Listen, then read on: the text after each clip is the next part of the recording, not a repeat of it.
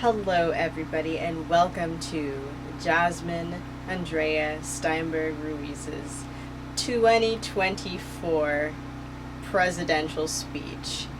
Here I am in all my glory. You all know me usually as en route, but today I am here to lay down the law, set the record straight, set the standard straight, and bring common sense back to our country. Today, my speech will not be about bashing my opponents, but rather pointing out all of the flaws in our system and reaching us, all Americans, mentally from a place that we can all relate to and that we all actually care about and that matters to all of us. So I don't have a perfectly planned, curated speech, but I do have many points that I want to get through. And I hope that what I say to you, my American people, I hope that it resonates, and I hope that you can understand why I even opted into making this video in the first place, even though I don't want to lead the country. I just know that I haven't seen somebody of authority step up in a meaningful manner, and I would like to kind of be the example in a way, since we don't have many examples. So a few of my presidential points, well, a few of the lot. We're going to be here for a minute, so get a snack, whatever. First, I'd like to point out that the biggest flaw of our system is that we are treating our country like this is some football game at a football stadium. Pick your stripes and colors and have at each other. But that is not the way this country should be ran, okay? And that is a big significant reason why I decided to wear the color green today, because I understand that the policies on each side overlap for many Americans, and most Americans don't want to be cornered or pigeonholed into a specific color, because the color doesn't fully represent who they are as an individual, right? And so some things I resonate with on the red, sometimes I resonate with things on the blue. And I think the fact that people are nuanced, that our country is going about it in a very black and white manner, even though life is not black and white. It's not, no matter how much we want to pretend that it is, right? Just giving a little bit of my background, I'm extremely mixed. I really don't know what I am, where my family comes from, and I don't really think that matters, I'm American. I've lived in this country my whole life, and I understand what makes it great, but I also understand what makes it horrible and unbearable to live in. And I also understand that, being a country who has the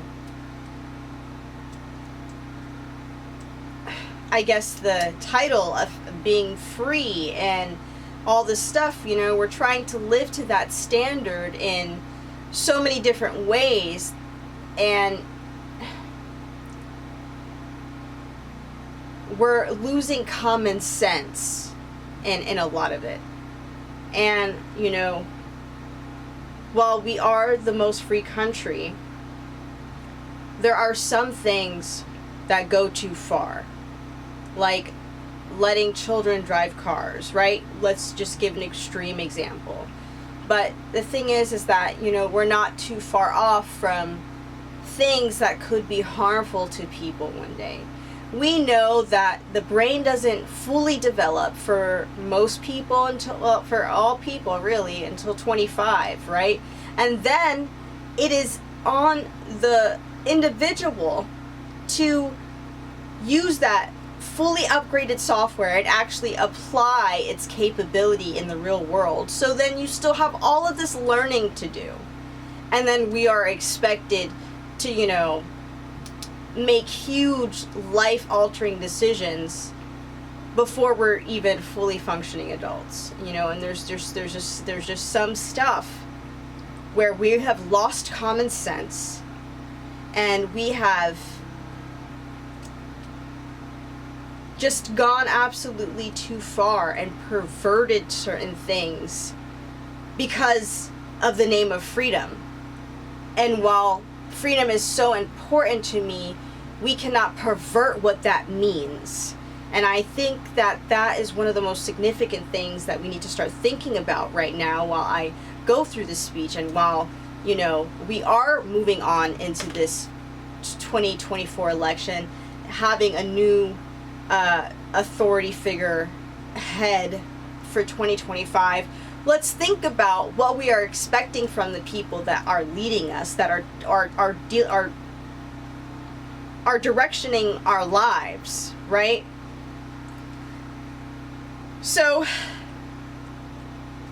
hypothetically, if I was elected for president, one thing I would do is try my very best. Logistically, it will be probably very difficult, but I would try my very best to go to every state in America, and communicate and talk with the communities, or talk with the schools, bring out schools to the stadium so children can ask questions and they can be a part of the policies and the political things, and getting involved more into what makes this country what it is. Before, it used to be such a big deal. You know, people were so much more involved in, like, you know, the smaller elections and things like that. And things were more about voting for policies rather than just, oh, let's vote for this person or this person, you know. And it's become like a popularity contest. It's become a football game. As I said before, our country has been diluted to a football game. And so one of the first things I'd like to do is reach out and actually be in each state, actually get a feel for the community, the environment, the culture of each state, because I feel like there's such a disconnect. Knowing how big this country is and how culturally diverse we are, and yet most of our leaders have no clue what the day-to-day American goes through. Me being who I am, I went to 7 different elementary schools, and I got to see so many different things and so many different ways of teaching, so many different cultures, so many different types of people. And, you know, even though it was difficult to make friends and it was just a difficult situation altogether, I saw how many different pockets there were, how diverse this country is. We are not a mono country of people. We have so much. We are the biggest melting pot ever, and you know, we need to figure out a way to, like, actually reach people in a way that isn't so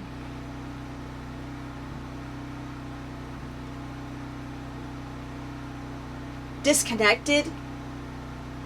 It maybe, I don't know. It's a sterile connection, you know, and take that however you want to take it. But moving on to my next point, I don't want to make this video too long. And going about, you know, talking about schools, talking about going and meeting with schools. One of the bigger things that I want to do is change the curriculum in schools, because the curriculum is one of the biggest things, one of our biggest issues, right? I want to bring back our trade, right? We need to bring back our trade. So many kids, you know, especially our men, they don't have that physical ability anymore, because everything's online, and all the industry and industrialized things are in other countries, and so we are paying, you know, an arm and a leg to get all that done in a very high capacity but low quality manner. And I want to be able to change that, because being made in America, what that meant was being made with quality. And I feel like people forget that. Made in America was supposed to mean something, and we are diluting that. So bringing back trade, bringing back things in schools that will actually teach children to have a better life, you know, taxes, and well, we're going to get into that, but bringing in programs in schools that are actually going to teach children to have better lives. Bringing back, you know, the permitting program through the school system, I think is a really good. I know a lot of places might still do that, but it has trickled out of most schools. And so making that more streamlined, helping our children become more independent individuals, but also being a part of the community. That's how we fix it. That's how we create that disconnect. We create that connection with the disconnect, because our country is weird in the way where it's like we're independent, but we're also about the community, and we have to figure out how to get back to doing that more appropriately everywhere in all parts of the country, right? So bringing back trade, it's so important. It's literally that was our biggest downfall, was just sending all of our industry everywhere. That, you know, just getting textiles, if you try to go and look up different textiles, you have to get it shipped from overseas if you want to bulk them out.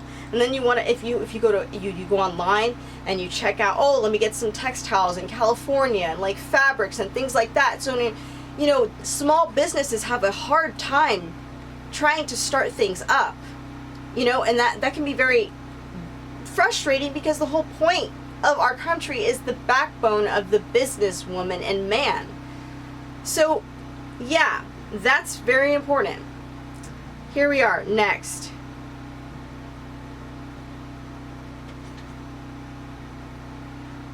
Talking about our border, and I'm going to be hopping around, you know, going back and forth to different topics and whatnot. But talking about our border, it needs to be secure. Why are we the only country where the border isn't secure? That makes absolutely no sense. No one gets mad at any other country except us for securing their borders. All right? That's just a given. I'm not really sure why you'd want to lead a country that can be so easily infiltrated by enemies. That makes absolutely no sense, okay? I'm not here to have a gunfight. I'm not here to get all aggressive and all that stuff. But the point of the matter is that when people put a fence up, it's so that we can keep people out, right? You put a fence around your house. A lot of people like to put a fence around their house, right? Right? You'd like to have some privacy when you're cooking in your backyard with your family, maybe in your swimsuit, maybe going to the pool, who knows, right? You like to put borders to protect yourself and your family. You lock the door. But we don't lock our borders. It doesn't matter what side of the lane you come from. There are people suffering everywhere, inside the country and outside the country. But we have to be better organized about it, because if we don't, we're going to let innocent people get hurt. And innocent people are going to get used, abused, and treated even worse. And things are going to be, taken advantage of. People are going to take advantage of the chaos, which is being done right now. And so, yeah, you see, a lot of good, but then look at all the harm it has caused. Look at what's happening to New York City. Look at how grateful these people are for what they have been given. And look at all of the children that are suffering because they were dragged out into the middle of the desert to a border to be used as a pawn, and worse. That's not the way it should be done. And while you think that it's being so helpful, you might be causing more harm than you think. You know? And so when we are so hasty about these systems, just open it up. You let in a lot of things that you never intended to let in. And that's my piece about that. Next, healthcare reform. Healthcare is sick care. A lot of doctors say it, okay? Keep the patient above dead, all right? That's insane. We have one of the most sickest countries because everybody's a freaking product now, and we're all just eating the nastiest crap. The how we actually the whole auditing for food and things that go into people's stomachs and digestive tracts and all that stuff is so much more lower than it is for anything else that doesn't matter, right? And I find that to be horrendous. Hold on, let's see.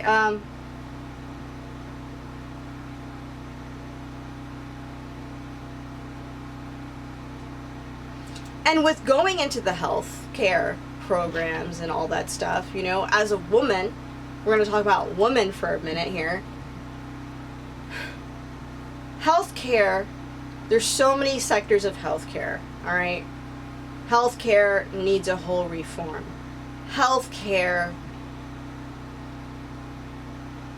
needs a human part of it, okay? It needs to be more humanized because it's more about, and a lot of people are going to hate me for saying this, but getting reimbursements from some freaking swabs or some prescriptions you were able to sell to someone that probably didn't need it. All right? And let's just be realistic. It's not something that we can sustain, because then you make the provider forced to sell something and create this sick system when the patient actually needs something else. But you don't give the doctor enough time to even have the research, the time, the care to even give a shit, because the doctor isn't going to be able to pay for his family or feed his family or her family. They're not going to be able to put food in their family's mouth if they don't do it the way that the insurance companies want it to be done. And so it's just this cycle of, having huge insurance policy payments every month, and then everybody getting huge reimbursement checks, and it just being this cycle of, I don't give a shit, let's just keep people above dead. How many people can I get this and this and that? And you know what? I'm going to stop here. It's too much. This needs to be completely changed, the way that we're doing this. Okay? Because it's a never-ending cycle that will lead to depletion at a scale that people are not ready for. You want to talk about the birth rate going down? We're all complaining about the birth rate going down, and yet we're not looking at the problems that are creating this.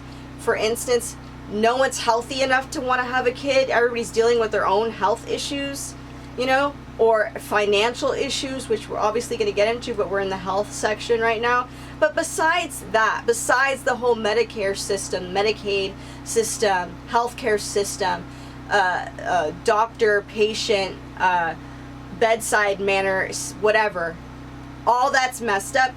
Another huge thing that's messed up, and while the birth rate is going so low, is women. It's not worth it for a woman to get pregnant in a lot of places. We're not just talking about America.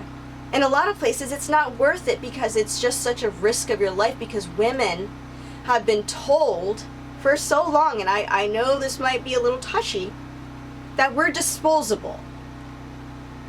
And I just find it interesting that if she's so disposable, then why does she produce milk? Why do you drink milk? Why do people drink milk? Why do people eat eggs if the woman is so disposable? I just find it so interesting. She's so disposable, yet the child needs milk to survive, to grow, to get the colostrum, and to move forward into its maturity. But we treat women like their bodies are just whatever, just treat them as bad as possible so that we can produce like lower quality children, essentially, you know. And people don't realize that if you have a unhealthy mother, you're going to have a lower quality child, because then if the mother has to live life without, then if the child has to live life without the mother, and it just, what do you think that causes? What kind of problems that cause? You know, so many women die on the birthing table because they weren't healthy enough, they weren't strong enough, they weren't taken care of enough, they weren't taught the right things, and their doctors aren't telling them this. Their doctors are not telling them this. Oh yeah, you know, you take a prenatal, that's good, but what are you eating? You know, and how are you really taking care of yourself? Okay, there needs to be a whole education for women on taking care of themselves, or for dealing with this whole part of making humans. You know, we're sitting here acting like, you know, it should just be this like thing that we do, but we're not properly approaching it. We're not properly giving her enough time to heal after this. And so if I become your president, I will make sure that every place will have to have mandatory 40-day pregnancy leave, no matter what, for no matter what, paid pregnancy leave, okay? And you cannot be rejected from a company just because you're being a woman, okay? Because then where does that company get future people to work for them if women don't want to have babies? And so, you know, we don't think about the future, we think about the bottom line now, as if it really matters, because the excess is just the excess, and then you're left with a deficit afterwards. And if you don't replenish, then how do you have a future? We are creating a deficit in the women's health, and in so many different ways women get screwed over, right? And then when the woman focuses more on her financial standing or on her, you know, business life, she's told things about it, you know, like, oh, she's being masculine and blah blah blah, you know, whatever. Okay, but psychologically, if you're telling your kids that, if that's going to be what we tell women for until eternity, then what do you think is going to happen? You know, I'm sitting up here because the quality of life is getting much lower. The standard of life is getting much lower. And I don't think anybody really has the bandwidth to even go about thinking about all this crap. You know, I'm just excessive and thinking about things, you know. But so here I am to just show people, hey, think about these things, you know. So yeah, mandatory 40-day paid pregnancy leave for every woman, okay? And, you know, there needs to be a culture where we create more education around women having children, because it is so important for the future of our country to have healthy children, healthy babies, healthy people, okay? If you want healthy people, you need healthy women, all right? So, another thing, I'm getting into it. I would probably be abolishing most taxes if, you know, you've made me your leader. And here's the thing. This country was made because of the whole, you know, taxes issues, and now we're paying through the nose in taxes for everything, you know. And at the very least, I would remove property taxes, because it's unfair for families to have properties in their family and they fall on hard times and something happens, someone gets sick, someone dies, something happens, where they can't pay these taxes on their home, and it gets pulled away right from under them, even though it's a family heirloom, even though it's run in the family, even though their forefathers have worked their ass off, excuse my language, even though their fathers have worked their butts off to maintain this and to have this property. And I feel like there needs to be something changed when it comes to taxes, and I know that this is going to be a touchy subject, like if I actually looked at a lot of the expenses, it will probably be not going to places that it should be going to, but whatever. If you think about all the taxes that we pay on the toll roads, all the taxes that we pay for groceries, for clothes, for gas, for everything, and then the taxes that you get pulled out of your check, just the taxes for everything. You think about it, and it's just like, do you guys really need to tax other people to the point of homelessness, knowing that they can't afford the taxes on this house, and that this is they're land rich, not necessarily money rich, and that this is what they have? And so the whole process of stealing properties from people through taxes is definitely not the American way, and definitely something I will be looking into changing for our American people, because it's important to me, and it should be very important to you, especially if you ever saved up to buy something and own it, etc. You should never have, the whole point of America was ownership in the first place. So isn't that something that we should all be able to keep once we've actually paid for it? I understand paying taxes, it might be at the grocery store or whatever, but it's like, you've worked so hard to establish something, and then you have to lose it because the government says you have to pay a tax on it. And there's just got to be a change in the way we deal with that. So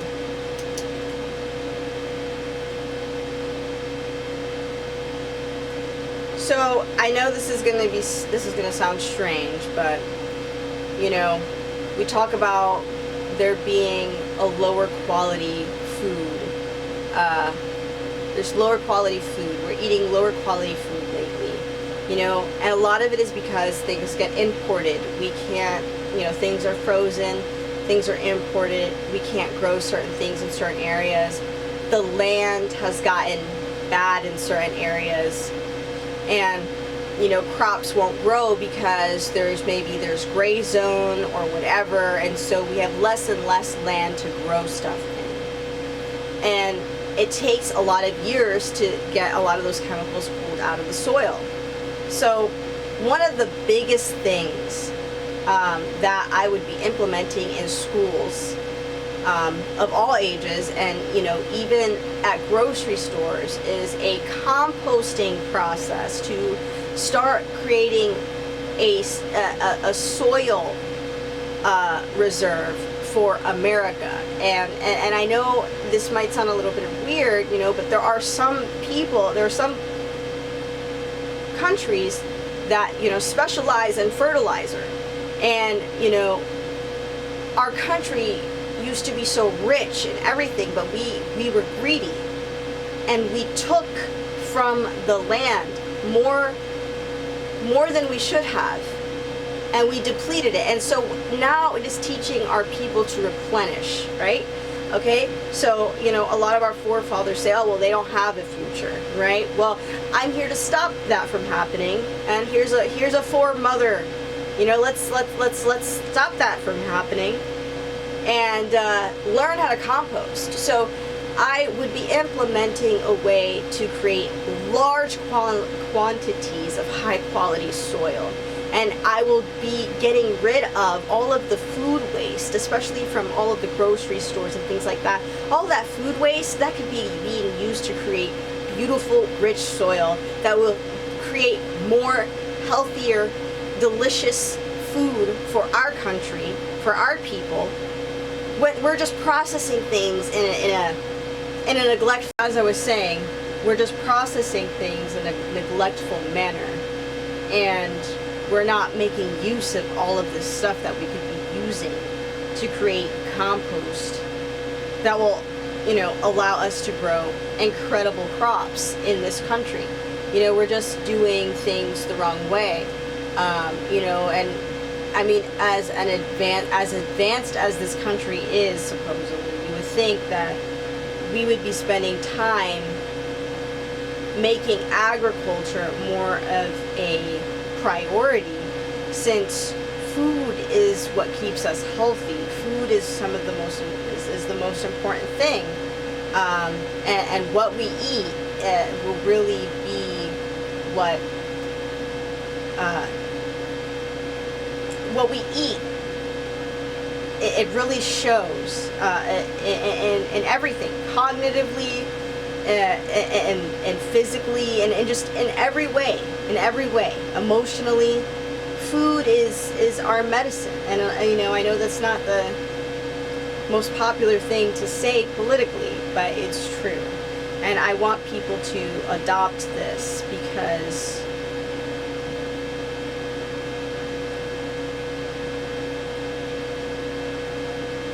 we just, things that are so obvious, we pretend like it's not.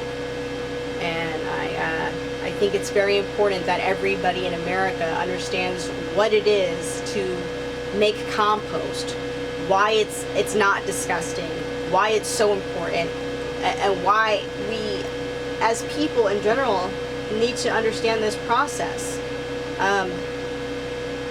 We are not a leader in agriculture, that's for sure, and there needs to be a huge change in that.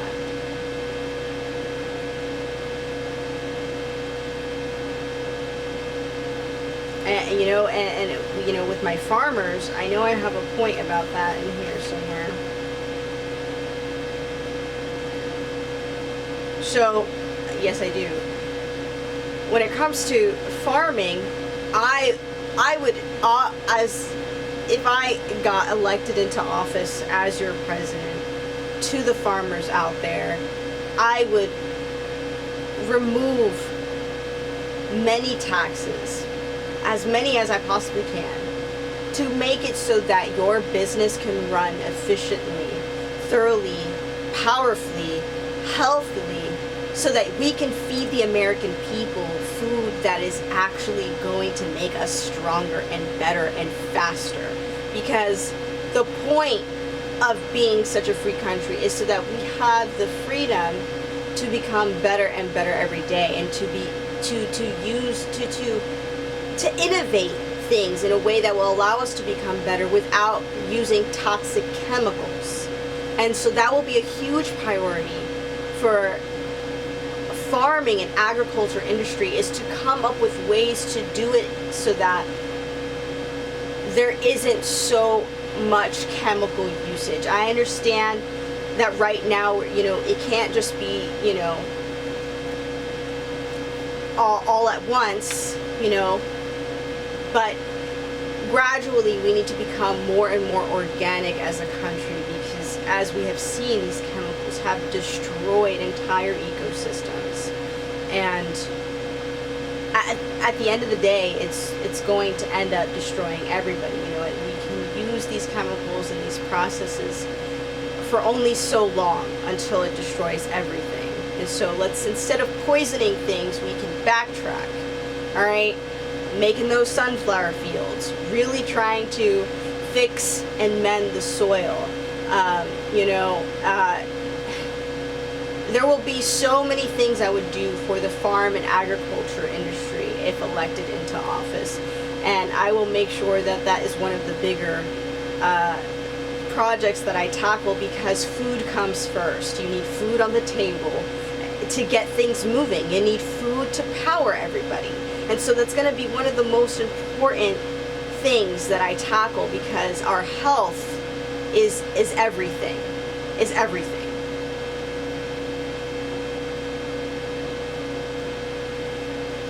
So, go back to my point here. All right, changing the subject. Prison reform. I know Kamala knows a lot about this. Yeah, she doesn't want to reform anything, right? So, prison reform, big deal.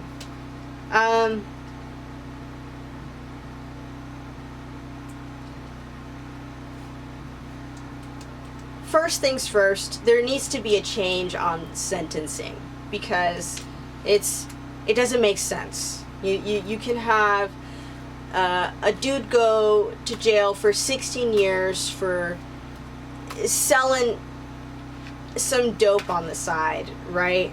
And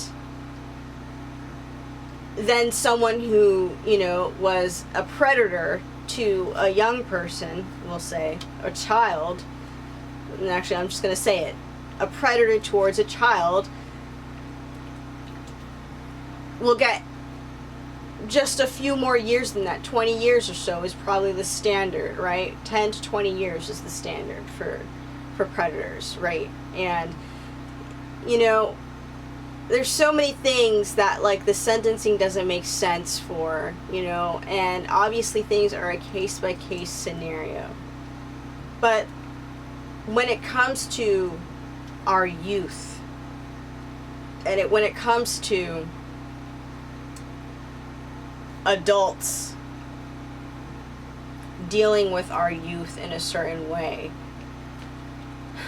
we're going to unfortunately have to have a higher sentencing for people that go too far.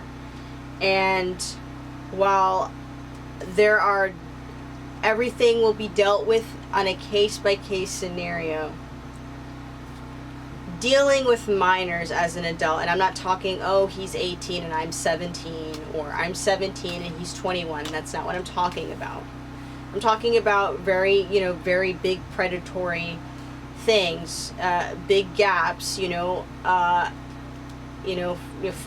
and 18, it depends on the cognition, because after 16 years old, you do have the, better motor skills, better thinking, better mobility. You can drive a car, things like that. But when it comes to messing with, children under 16, there should be a penalty much greater than 20 years, if not death. And so things will be dealt with on a case-by-case, of course. But we are too lenient on the people that take away innocence. And as your elected official, as your servant, I will do everything in my power to make sure that predators have a much greater and higher sentencing, and that it will become a very big deal, much bigger than anybody would have thought it could have been, because women, children, young girls and boys have suffered greatly at the hands of predators, and it's not justice to allow them to get out of jail in 10 to 20 years, conglomerate in their communities, and then do these things again, but more hush-hush. All right? There's a lot of things that we sweep under the rug that we don't want to pretend are real, but they are. All right? And, that goes along with, dealing with all the kids that are put into, government care, foster care. There will be a huge auditing of the people that work with those children, and the people that, that whole processing, because it's flawed as well. That whole the programs are flawed as well. You see children being thrown to predators by these so-called foster care parents or guardians, or whatever you want to call them. You see situations where children go missing under the supervision of our government, of our foster care. And, you wonder why there wasn't a better process and due diligence and making sure that the well-being of the child was still intact. And so many times we let things go under the rug because of complacency and because, everything's just so overwhelming. And I'm here to kind of fix that and button it up and make it better, because we're very sloppy lately, and there is room for improvement. So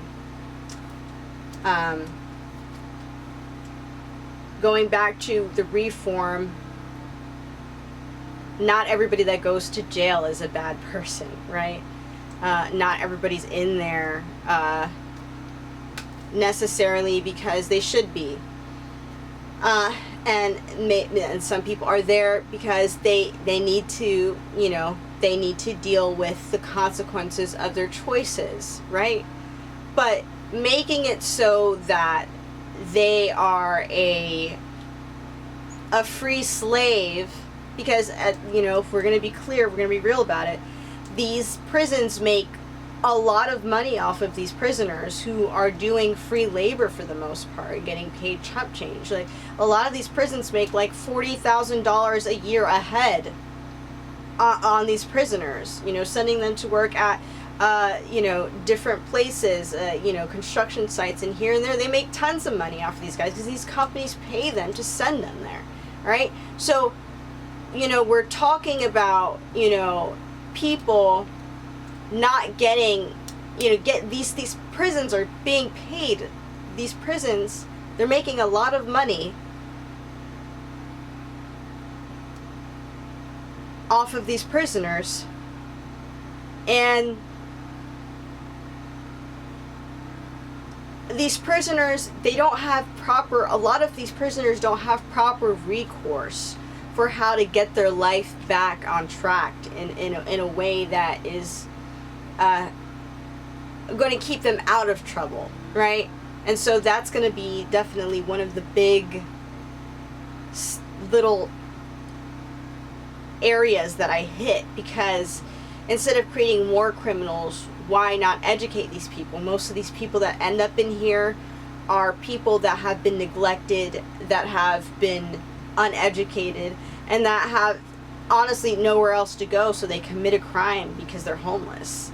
And so, instead of making it harder for them to get on their feet, why don't we create a better system? And I mean a real system, not this false system where you have these brutes, taking advantage of the fact that these people are incarcerated and already in trouble, and using their power and authority against them and swinging their weight around, when we could be actually benefiting these places and creating programs and a psychology in these people that are actually going to make them productive adults, okay? And so, a whole reform and process and audit of the prisons across America will be made if I become elected into office. So that is definitely something to consider. And it's not a black and white, it's not all black and white, but the first step to creating a humane society is being humane to even the lowest part of society, because you never know when you could be at the bottom, right?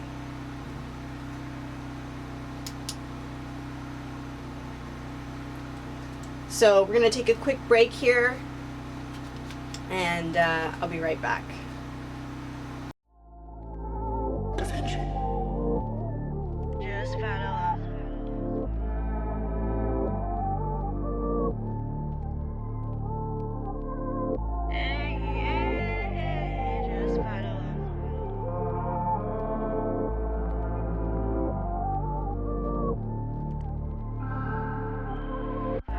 No, we don't learn, it's just our turn. We like to burn firm, walking around, unable to discern. Don't you know something? I just want nothing. You can't give me anything that I want. You can't give me anything that I want. You can't give me anything that I want. Just wake up. Stop being so woke. Just wake up. Don't you know that you're gonna choke? Oh, the blood clots running through your veins. You don't know anything. Don't it feel strange? Everything going in a way you don't think. Everything was planned and you don't even know that I was trying to be a man. You don't give a shit and this is why the world is ending. Hey, hey, hey, just follow him. Just go be the sheep and go back to sleep. Go be the sheep and go back to sleep. No, we don't learn, it's just our turn. We like to burn fern, walking around unable to discern. Do you know something?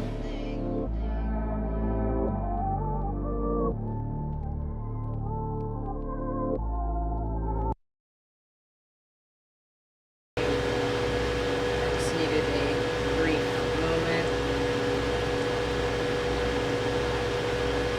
So, my next point, we'll be talking about, creating more programs for female leadership and creating a healthier space for women to communicate and engage with each other. Culture is culture. We create the culture. If we want a healthier culture, we have to cultivate it. And, I feel like, it's not everywhere, but in a lot of places, there's a big wound in what a lot of women, girls, ladies go through. And it has to do with, what it is to be a woman and how difficult it is to be a woman.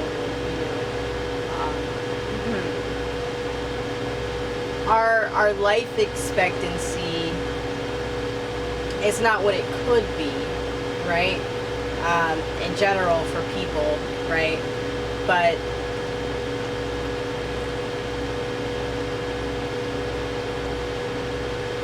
and I'm just going to put it out there, but it's, a lot of women have grown up with a female slave mentality, and it has caused a lot of generational poverty and abuse in so many women's bloodlines, including mine. And we have to change the way women see themselves and how they value themselves. Because I say this a lot, but when we, I'm so sorry. I meant to turn it off. I say this a lot, but when we devalue women, we devalue the next generation that comes from them.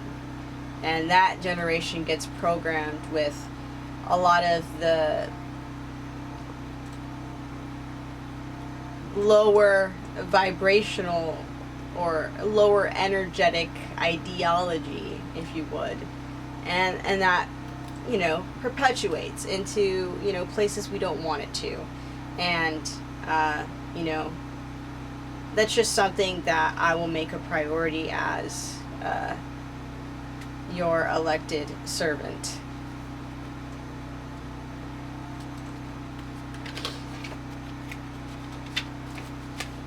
A quick one. Well, not that quick, actually. Well, obviously, one of the big things about making America better is oil, power, fuel. We need to power the country, right? And, that can look like many different things. Opening the pipelines is going to be really good for our country, really good for the American person's pocket. And why that's so important is because you don't want to keep spending $4 or $5 a gallon for gas. We should be energetically independent as a country, and we should find all the means necessary to do so. And it makes absolutely no sense at all to not do that, because common sense would say that if you're trying to make your country better, you would do things to make the country better. So opening the pipelines, but we're going to leave a little bit of a step further. We're going to talk about diversifying our power. So while the solar thing is becoming more and more popular, I would like to make it a point to make it even more popular, and creating, having, even within the schools, teaching kids to create different battery systems that can run independently and generate energy independently on their own. Because a part of being a free country and an independent country is having the ability to harness power even when you technically shouldn't be able to, right? So not necessarily relying fully on a grid-locked power source, but a more diversified power source. A lot of these companies, especially in smaller towns, for instance, you go to a smaller town in Georgia, there's only one electric company, and they can charge you an arm and a leg. They can charge you whatever they want because there are no competitors. So they can charge you whatever they want for that electricity, even though they have giant solar fields that the electric company is using to charge their customers, right? So, it's unfortunate that a lot of these larger electric companies take advantage of these lower socioeconomic areas that are in smaller pockets that don't have the luxury to go somewhere else, and so they use that against these people, and I find that to be disgusting, right? There should be a diversified power grid, and I'm sure there are plenty of ways we can go about that, but one thing I would do as your elected servant is definitely work on diversifying our power structures so that people, especially during storms and things like that, are not going to be left down for that long of a time. And also creating a culture where people, have, backups in their homes, where it's not just something of luxury, but something of just a given, right? We are going to make our country become more independent, more free, more strong, and more energetically independent. And so that's a goal of mine as your elected servant, to work on making that better for our country and our people. Okay.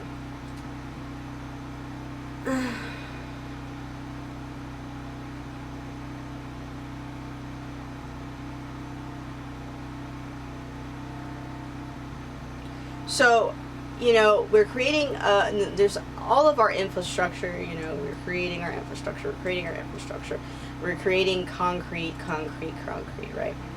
And we are missing all of the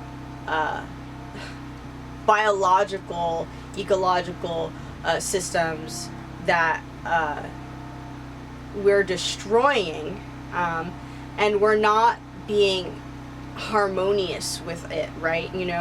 And so creating and this is going to be a much bigger project.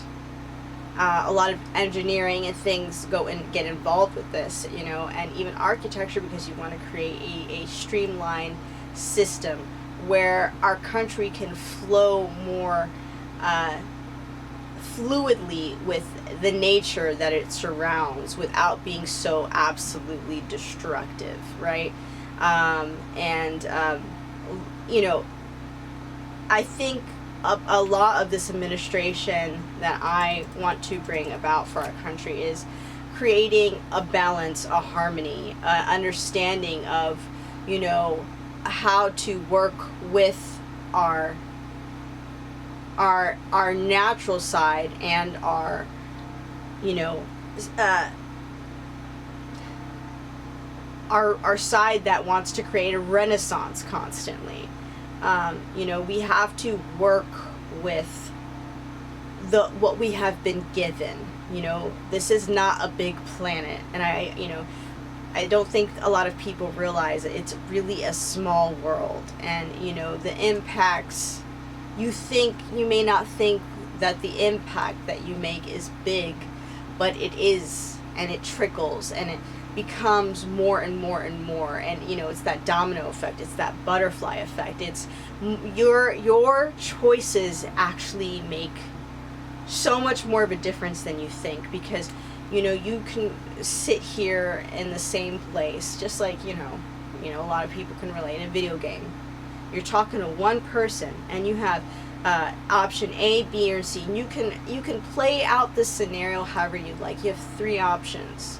You can choose to, you know, just to be funny, you could choose to slap the NPC, or you could choose to give the NPC you know, some cake, or you can choose to ignore the NPC, whatever the case might be, but you have a choice, right?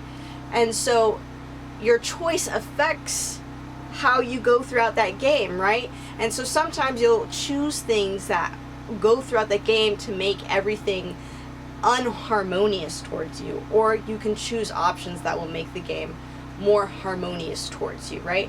And I see a lot of the practices that we have are very destructive. And so working with the people that work on infrastructure and engineering with our country, and just the roads and everything in general, working to create a more natural, streamlined place where it's not just concrete jungles, but people are also connected to nature, because we are biological. We are inherently nature. We are natural, and we are supposed to be connected to the biological.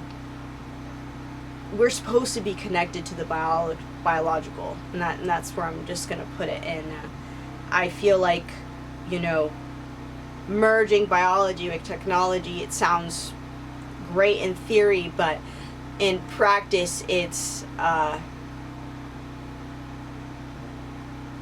Frankenstein project. So, working with what we have, we're biological creatures. We should act like it, and our health will thank us for it.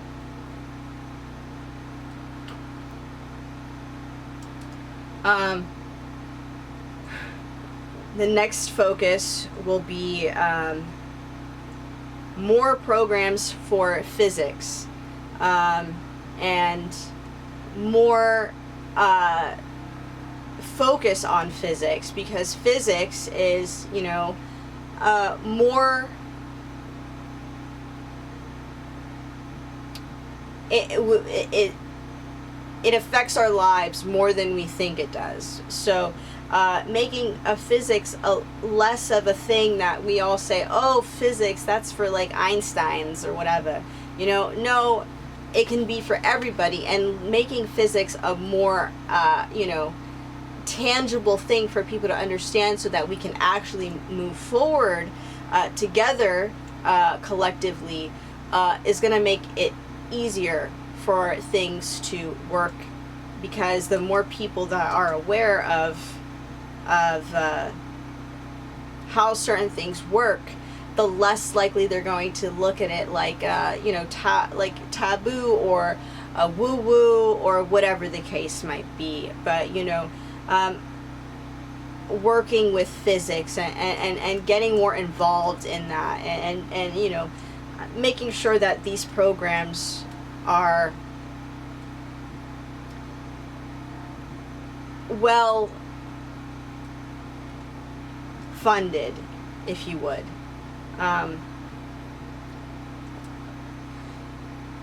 Now,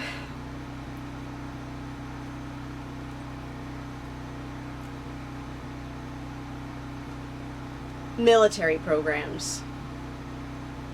We have to change the way the military does what it does. Obviously, it's a good thing if something's not broken, you don't fix it, right? But there is room for improvement in a lot of places, and I think the military is one of them. Especially because we're throwing people out there that don't have a lot of life experience, and you're training them to become a deadly machine.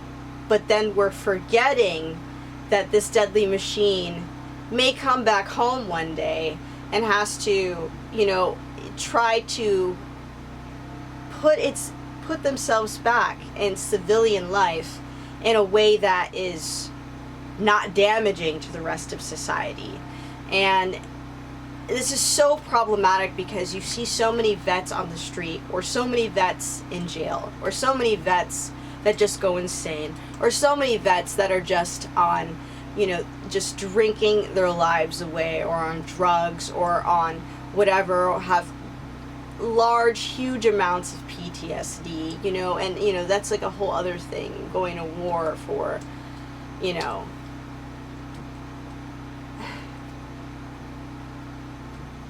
going to war for things that they have absolutely no comprehension or ability to understand. It's insane. But yeah, I will be working on creating programs that will be more efficient at creating better civilians, and not so much people that, creating people that are just so violent. It's unnecessary to just kill because you can, and because it's allowed, because you have your uniform on. It's unnecessary the way we go about things, and while I may be naive in a lot of the way I perceive this, I just think that we're making people just disposable bullet catchers, and not preparing for when they survive. And I think that's a very problematic, leaving these kids to the wolves to figure it out for themselves, and giving them minimum programs to keep themselves all right, and feeding them into the healthcare system so that they're on depression medication, or reuptake inhibitors, or whatever is the most expensive. So there's that.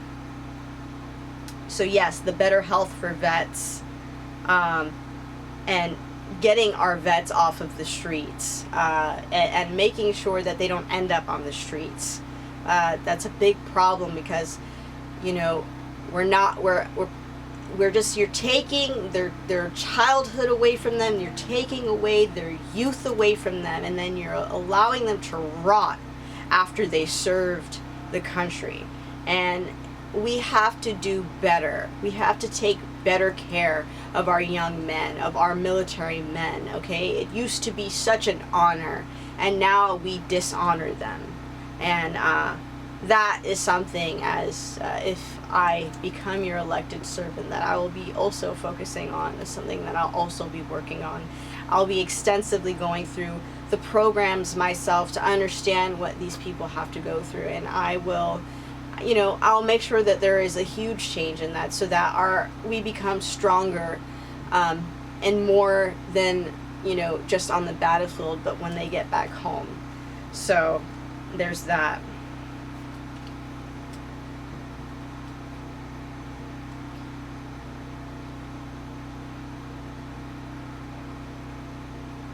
So, helping the homeless, right? Helping the homeless, that's moving into that. Not every homeless person is a vet. We want to help the homeless. We want to get them off the street. We shouldn't have a country where people get to the point where they end up on the street, but it's very easy and it could happen to anybody. You just you go through some things, you get depressed, you have bad people in your lives, things happen, life happens, and we are so unforgiving and so uncaring towards the people that have less. And that is because our society has become superficial in nature and doesn't want to see the humanity in things. And so we have become desensitized and dehumanized from what actually matters, right? When you can't feed yourself, nothing matters except for trying to feed yourself. And, these people are taken advantage of, and a lot of them also have, maybe some mental issues and, health issues, but there should be a way for our country to have, the resources to help these people get on their feet, to help these people understand themselves better, to help these people understand what's going on with them, so that people can understand what's going on with these people. There are brain scans that can be done to understand what's going on neurologically, whether it's health, whether it's mental, whether it's this, whether it's that, whether it's poison, whether it's drugs. We could do more to fix certain things, not everybody's not wired the same either, and not everybody can do things one way. And we have to allow for our education system to open up to more than one kind of learning style, because despite the fact that we can sit down with our teacher and say, oh, I'm a kinesthetic learner, I'm a this learner, I'm a that learner, that learner, we still end up with a lot of people that fall through the cracks because there are still things we don't understand yet. And we are not yet discerning enough collectively to point out those patterns and the differences of certain things. We just cross people out as, oh, that's a weirdo, that's a loner, that's just a dumb dork, or whatever the case might be. But we fail to look at the humanity of everything and understand people at a level deeper, so that either we can fix it, we can understand it, we can deal with it, right? And I feel like we just do a lot of the bare minimum when it comes to a lot of things, right? A lot of things. So helping the homeless, right? Creating better programs, creating better, systems to get them off the street, even making it so that there are, some type of public benefits, for people that are just trying to get on their feet, so that it's not just this never-ending cycle of falling to a pit where, you can't even get cleaned up, you can't even get a shower, you can't even go in to ask for a job because you're not even presentable enough. So yeah, there's that point.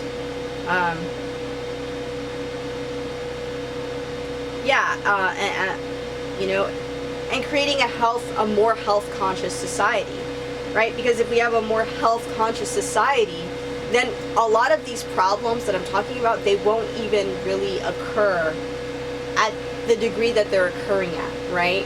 And then we can work with whatever falls through the cracks then. But once you have an unhealthy society, all of that stuff ramps up. Homelessness and mental health issues, it all ramps up when society is not focused on health, right? We're focused on,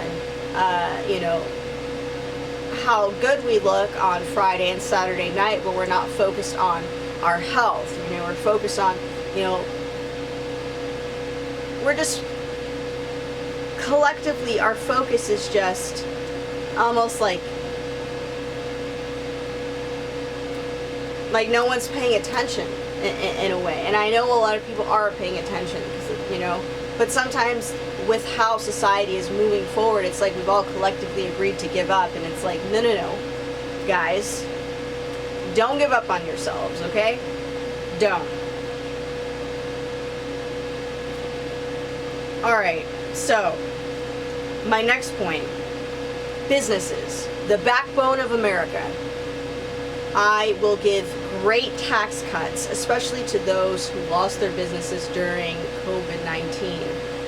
I will give huge tax breaks to people that would want to start up their business again or just start a new business.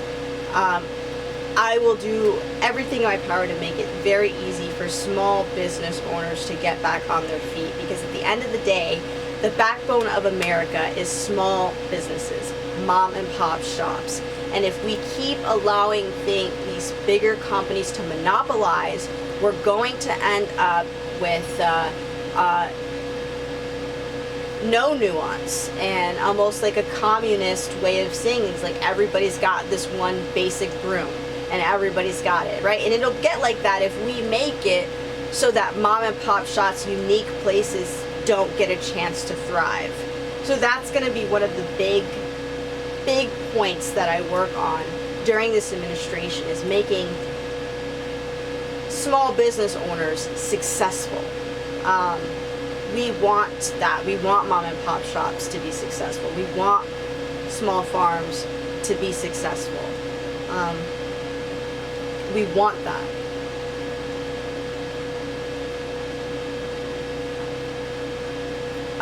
And also, you know, instead of making vendor licenses so expensive, we would give them out free, but just needing a registration and an understanding of the business breakdown and things like that. Yes, you get a registration, but to be a vendor, not necessarily to tax them and make them pay for the license, but to give them the license and to keep it, you know, updated and things like that.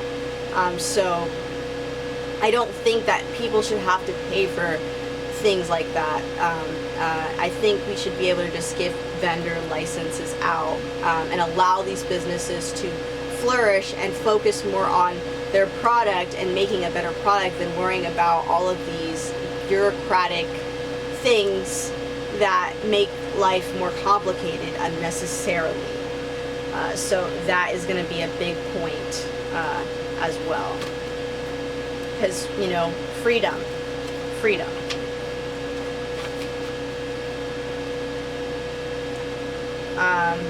And I'm going to be getting into some deeper subjects now, so, you know, there's a lot that I have to go, and I might have to actually break this up in a couple videos. I may even have to finish this at a different time. I'm only halfway through my points. I'm not even halfway through my points, but we're gonna work through it. We're gonna do our best. I'm gonna try to get through these 2 points very quickly. See if I can get through. Let's see.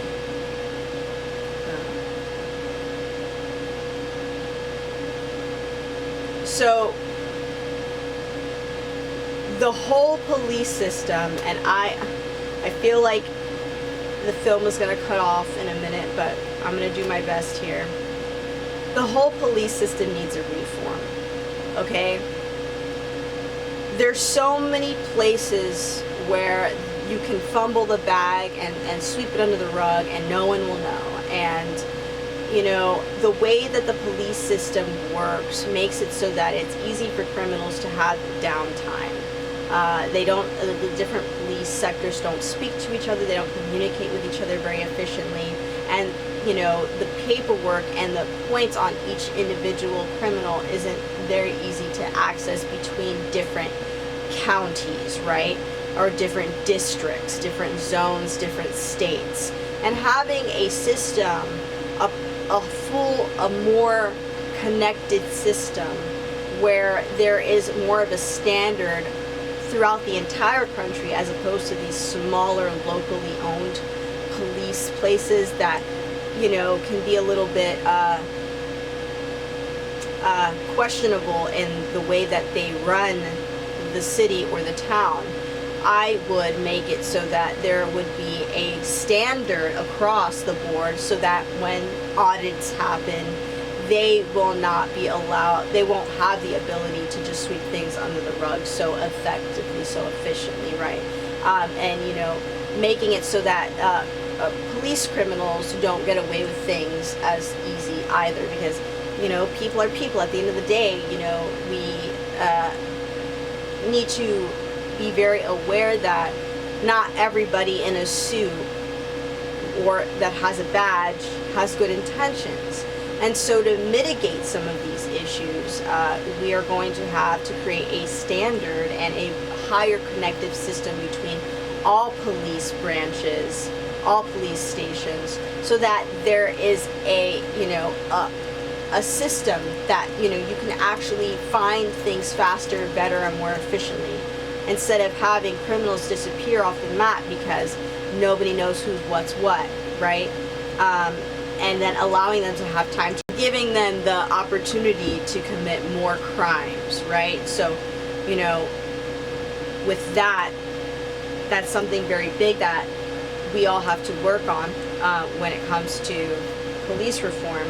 But there also has to be a huge change in the way that we train our police, because we have trained our police to not be so humane, but to have a quota, essentially, instead of worrying about what's more important. And so making it so that it's not about collecting taxes and tickets, and more about actually protecting the community and making the community feel safer and actually trusting police more, then that we're going to change the whole energy of our country, because we want our police force to be looked at as heroes, not people to run away from.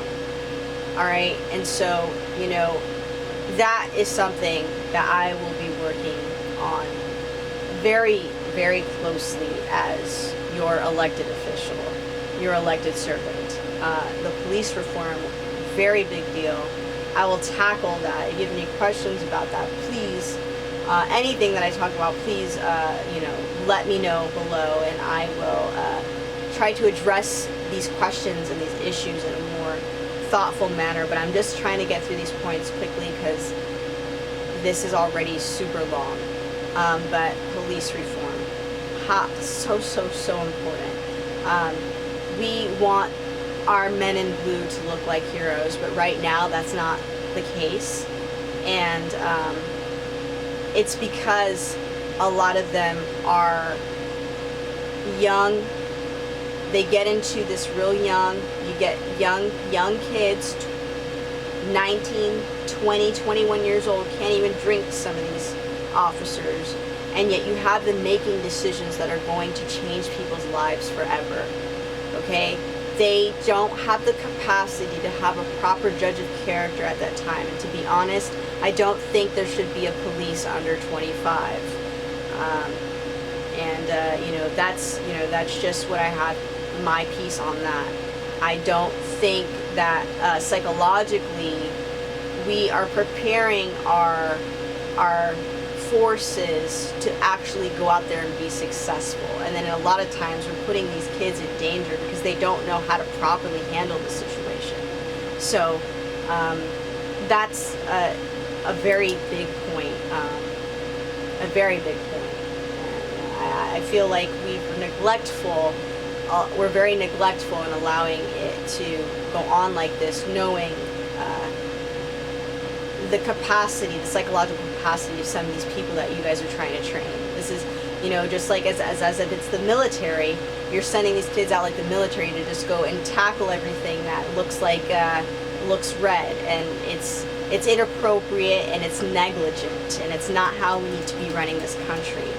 So yeah.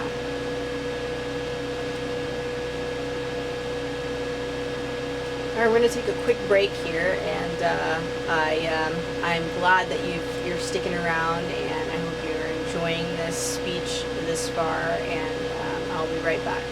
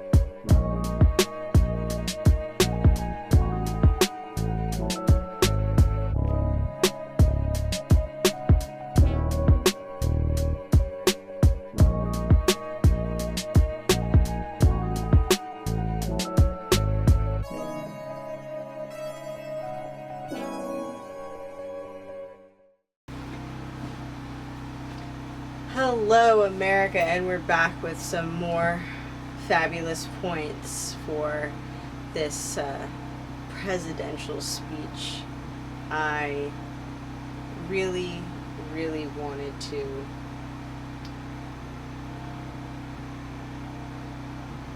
get a lot of things off my chest regarding this country, because it's not really about me. It's about the people. It's about the policies. It's about the points that I'm trying to make. And I feel like a lot of our elections are just a lot of pomp and circumstance, and pomp and circus. And I just, ever since I was a young girl, have felt uneasy about how negligent we go about things, and all collectively just kind of agree with it. So I'm here to change that. I'm going to try to get through some of these points fairly quickly. A lot of them are bigger. I'll do the best I can. This is going to be very long. But if you care about this country, or if you want to know some of the things that I think that we can do to fix this country, then, definitely keep watching. So, as I was speaking about before, is the reform for the police, but reform for how we train our doctors. Definitely a doctor and nurse training needs to have higher accountability in there, because there are so many accidents that happen in the medical industry due to negligence, or due to just trying to get a bottom line, or maybe not properly, the staff isn't psychologically involved enough to really be there with the patient. Our patient care, our bedside manner has got to change. It's got to be much better. And there's just so many different things that can go on with the medical industry and the medical field. And it's not just that. It's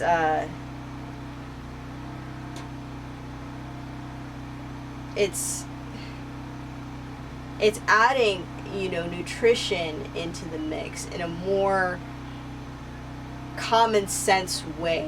We go about things in a way where,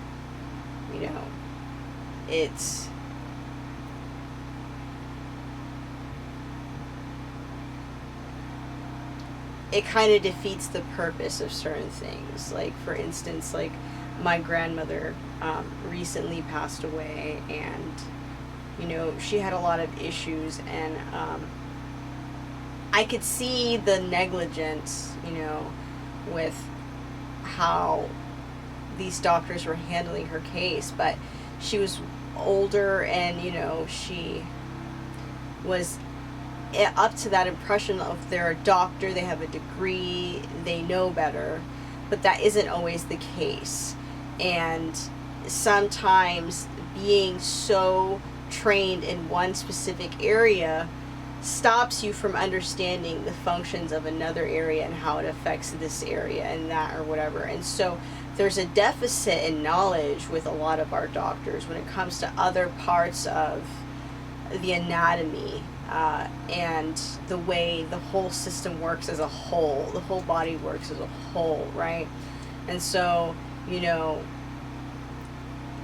go to these specific doctors hoping for, a fix, but they don't actually understand the connective issue at hand, at play, at large. So you'll fix one thing, and then another thing will pop up, and so, starting to teach and train our doctors and nurses to understand physiology in a more in-depth manner, and also training people are just normal everyday civilians, just understanding their anatomy and their health much better is going to change everything.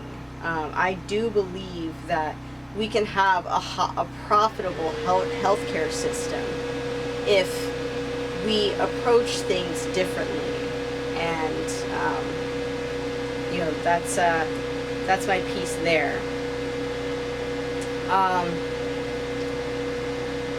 Now, going back to law enforcement, FBI, CIA, all these things, we're all aware of things such as the dark web and the malicious and disgusting and detestful things that go on these sites. The internet is far more vast than the average person has comprehension of, but our governments are fairly aware of the capabilities and the vastness of this interweb, and yet we turn a blind eye to a lot of things that are going on, especially even when we do have the power to fix it.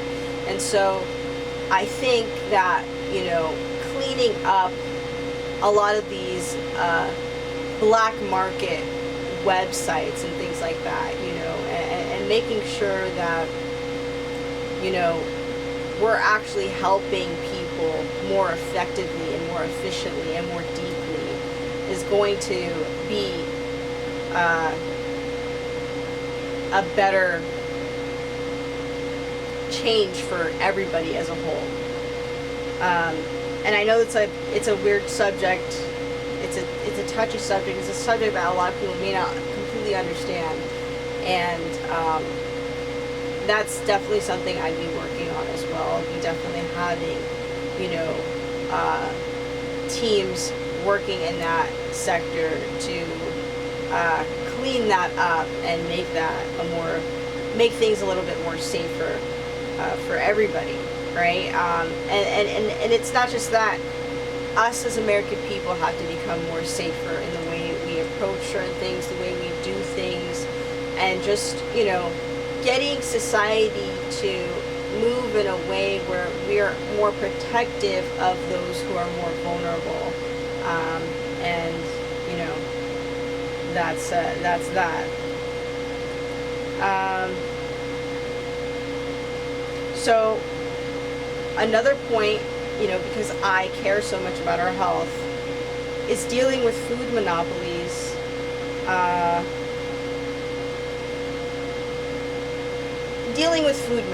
Because, a lot of the processes and testing and things like that, it's a little bit lax. And, sometimes, we allow these people to slap on organic or this or that, but it's not necessarily true. And we want to be closer and closer to the truth as possible when it comes to these companies. So dealing with these food monopolies and really getting a grasp and understanding of how our food is being processed, how it's being handled, how it's being cleaned and dealt with is very important. And so getting a more closer eyeglass on those processes is going to help a lot. I don't know how many times there's been a recall for this or that or the other, and that's because of the processes that we have going on, which I'm going to talk about more, because there's a lot of things that we're doing wrong. So yes, food monopolies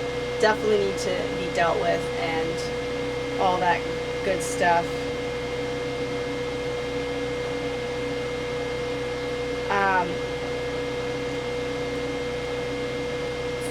Financial institutions have become in a way monopolized as well, right? And dealing with our financial institutions is going to be a very poignant, touchy little thing to deal with, because obviously the banks have gotten a lot bigger, and because of that there has become a lot less freedom. And I don't think that these companies should be able to elect themselves as private companies if they're going to be dealing with public finances and affairs. And so they should be held at the same responsibility as an American company. If they're going to be working in America, then they have to abide by the American laws. And so privatizing your company, whether it's a website, it's a bank, it's a Walmart or whatever, it should be illegal if you're going to be dealing with the public. So if your private company deals with the public and their public information, things like that, then that's, and look, the lines are blurred and gray here, and it's definitely something that we need to work on. But a lot of these private companies hide behind the fact that they're private in order to allow them to abuse the consumers and abuse our customers, and to get away with practices that should be illegal, especially in this country. So yes, with it definitely starting with banks, but moving towards other companies that kind of monopolize things, as well. Yes. And these points are all over the place, but it's because these are written over several different days, weeks, whatever. So another point with sex work, and yes, we're going to talk about sex work as well. We're going to talk about this is for all people, all Americans, okay? I know that this is not, this may seem counterintuitive in a way, but granting prostitutes civil rights and civil liberties will allow for them to stay out of abusive situations, and will actually stop a lot of the trafficking and things that go on, out there. Criminalizing prostitution makes it so that it's a lose-lose for her if she's being abused or being used in a way that is, detrimental to her life and her health. So it's like, I want to protect myself, but I was doing something technically illegal, right? And, a lot of these girls get trapped. A lot of these girls are uneducated. A lot of these girls don't really understand what's going on. A lot of these girls are mothers. They have no other means to get away with it, get through life and things like that. Women are, we're second-class citizens for a long time. Generationally, we don't have a lot of accumulative wealth under women's names that women have full control of. So, most women don't have generational wealth just yet. Okay, and because of that, there's still a lot of things that are in the mix, right? And I think a lot of the time that men use the fact that whatever they're doing is illegal against them so that they can abuse women in a way that is unfortunate. And so empowering women in this way, which, again, this is a double-edged sword here, but empowering them to have the freedom and the autonomy over their body and what they do with it, and being able to prosecute someone for hurting them or harming them or trying to put them in a deleterious situation, they'll have recourse. And that's the point. The point is to give women recourse so that they can get out of this situation, or so that they can do whatever they're doing in a more safe manner, and to stop abusers from using this as an excuse to harm women, and then creating that whole pipeline of going to jail and all that stuff, and it just ends up a whole cyclical cycle of, drugs, abuse, jail, homelessness, and all that stuff goes hand in hand, right? So working with giving these women rights so that there can be recourse if something does happen. If we do find somebody, she's not going to just be like, oh, she was just a prostitute, no one's going to care, no one's going to give it a second look.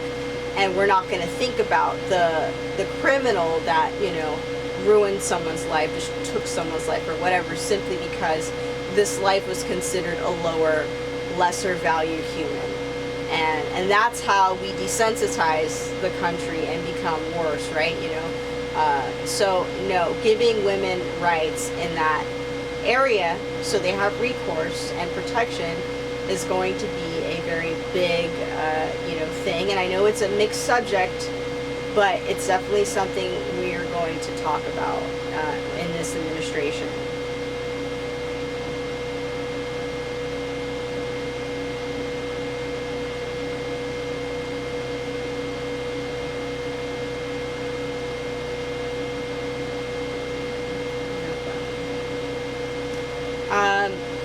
A very quick point, I am going to, as your elected public servant, make it so that open carry is available nationwide for those who are, you know, who don't have a criminal record and etc. Things like that, depending on what the issue was. If it was like non-violent or whatever, you know, if it's a non-violent offense, then it should be okay. Each scenario shall be taken, you know, we'll work on each scenario case by case, right? But open carry, we're not going to have all of this minutia of, you know, you need this and that and whatever. Our country was made on the American people being able to protect themselves from a government who wants to overstep boundaries, okay? A government overreach. That was the whole point. Americans have the right to protect themselves. Americans have the right to bear arms. Americans, the only reason why our country is as free as it is, and the only reason why women have rights the way that they do in this country, is because we are unique in the fact that we have the right to bear arms. Every country that has had their arms taken from them has been diluted into something with a lot less freedom. So open carry will be one of my big changes. It will be sweeping across the entire country. And yes, open carry. Open carry. It'll be legal to carry your gun. And yeah, that's that. We're not going to complicate it. My next point is we're more in-depth tree protection programs. You know, getting into agriculture, botany, the biological part of things. You know, our landscape is very important for our survival. Our waterways are very important for our survival. Our soil is very important for our survival. So protecting certain trees, certain ecosystems, and making sure that we're not creating more flood zones, cutting down too many things, and replenishing what we take from the land, and making sure that cycle continues, okay? So, and I'll probably be pointing on a bunch of stuff when it comes to agriculture, because that's just it's so important. It's so much more important than people think. You know, we're gonna and talking about, you know, this biological thing. On the flip side, we look at technologies that can be very dangerous, can have, you know, and have long-term side effects. You know, our phones do have radiation in them, and creating practices around these technologies that are going to keep our biology safe and not allow these technology to mess with us, because at the end of the day, waves are real. Waves are real. And, you know, we don't realize how sensitive we are to certain things. You know, if you ever, you know, heard a song in your head and then you turn on the radio and you're playing that song, it's right at the spot, it's because your brain is catching those radio waves, okay? Waves are real. And so transmission is real, frequency is real, vibrations are real, and we have to be more cognizant collectively, especially as our full country, of how these things are affecting us. and being more proactive and making sure that this doesn't become such a part of our daily lives that we're, getting weird things just manifesting in our bodies that shouldn't be there and don't ever have to be there. So there's that. Really dealing with the whole, we're pushing on technology while destroying all the biology, and we have to come to a middle ground. We have to come to a common ground.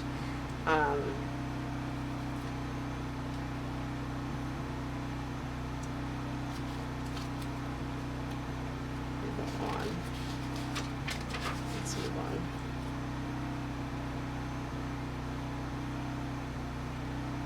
And going back to our biology, proper disposal, the way that we dispose of things, we have to culturally create a culture of being cognizant of how things break down and how we're disposing of things.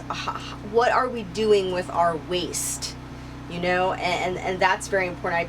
People don't think about it, but we don't realize. I mean, just look at New York City. It's a trash can, because we weren't thinking about waste necessarily, and so the whole place is always under construction because we didn't think too much into the future about certain things, right? And so we have to think about the future when we do certain things, because you're gonna wake up tomorrow and you're gonna be in that future that you didn't want, right? You think, oh well, we just leave the problem for the kids, but soon no one's gonna have any kids. So we need to start tackling these issues now, and as your elected servant, I will be proactively making sure that we as a full country attack these issues. So yes, proper focusing on the proper disposal of our waste, because we're going about it wrong, and we are behind in a lot of things because we don't understand how to create fertilizer. I mean, we do, but we're not a leader in fertilizer. That's why we have a shortage of so many different things, and we're having so many issues with our crops because we're not a leader in fertilizer, and we're not being proactive about our agriculture. We're not being proactive about the food that we actually have here on our soil. And what happens when you're reliant on things across the world, you're at the whim of those people and whatever they want to send to you, right? So, being conscious of that. We're hopping around here. I think our country is so about like work, like we're machines. And so many people don't know how to properly take care of themselves. We should have these self-care practices, self-care classes implemented in schools and you put in schools so that children grow up learning how to take proper care of themselves, and we start learning how to be a society where we don't always try to make the machine move so much, because the machine is going to break down if we're all breaking down, and we are the most important thing to this machine. Okay, if we run out of fuel and fossil fuels and things like that, we are at the whim of just the biological arena that we've been given, right? And so we have to be more conscious of self-care and just taking care of ourselves and stop burning ourselves out, because we have a culture that burns everybody out, and it doesn't care about work-life balance, and it doesn't care about if this person can pay the bills or whatever. It used to be where people could survive on one person's income, now today you know that it doesn't work out the same. And so, you know, what I'm trying to say is that with so many different things, we need to change the work-life balance and make it more appropriate so that people can actually have a chance to live their lives, maybe have a few kids. But it's not going to happen if we continue down this route. So self-care is important, but it's not something that, you know, we make a priority. You know, it's like, you know, I can sleep when I'm dead mentality, and it is killing people early. So now, going back to, you know, disposal and things like that, I want to start a very big initiative on rainwater collecting systems and making rainwater collecting a more popular thing, because there are a lot of places where, you know, we don't allow for certain things to happen, but it make no sense. Okay, it don't make no sense, right? This is a free country. People should be able to collect rainwater, and people should be able to sustain themselves and survive in by any means that they feel is good for them, right? And so making rainwater collecting a thing, a popular thing, we're going to have better reserves. If you can see a lot of these lakes, these certain things, we're having issues with the water quality. I don't know if anybody's noticed, but the quality of the water has gone down significantly in this country. And, you know, it's because we're depleting the water and we're not using our water efficiently. And so much water can be collected from the rain, especially in places like Florida, and it can be used and conserved, and it can be cleaned, and it can help people in ways that we would never think. But you know, there's always a deficit. There's like, it's like as if society or the government or whatever wants people to always be, you know, scrambling or at a deficit for something, or like there's like a shortage of something. But if we put some of these systems, like learning how to compost, creating water collection systems and things like that, some of these problems would be non-existent, right? Now, of course, you talk about, you know, bad rain and things like that, whatever, right? So, you know, there are things to think about. But creating these systems inherently, if gone through a filter and all that stuff, would be very beneficial for our country, be very beneficial for places that don't get a lot of rain or water or whatever, and it will also lower the cost of water and supply and demand, and it will allow some of these lakes, some of these you know, rivers to kind of, you know, give them a chance to replenish what we have taken from them for over the years. So yeah, you know, and there's that. Now, something I wanted to talk about is when we talk about infrastructure, we talk about construction, we talk about, you know, building homes. These communities that pop up in like 2 seconds, and then they're falling apart 3 years later with leaks all over the place and such. As somebody who is very hands-on and works with a lot of building material, I have seen the quality of a lot of the building material go down, and the prices go up, and I find that to be very disheartening and upsetting. And there, you know, a lot of the building material and the materials that we need, there's less and less of it available, or you can't, some of these things are certain kinds of, you know, there's certain cinder block bricks that you can't find anymore, there's certain concrete bricks that you can't find anymore. Just the density of our bricks, they've just become, you know, a lot less stronger, a lot less sturdier, everything's just a lot less. It's just weaker material for less price, and we need to go back to things that lasted. You know, everything breaks down and you need to replace it there. You know, it's just like, it's literally everything breaks down very quickly.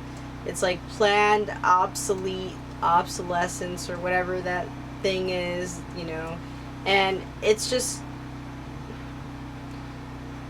it's really difficult to build wealth when everything around you is always breaking down. It's very, you know, difficult when you're already down on your luck and you have to replace everything and everything and everything, right? You know, they say the richest people can live the poorest, you know, because they, you know, they can get things of quality, but when you have to get things at the lowest rate, you have to, you know, consistently repair it and fix it and build your way up. And while, yeah, that's great, we all have to start from somewhere. Making things harder on people purposely isn't going to make it better, you know.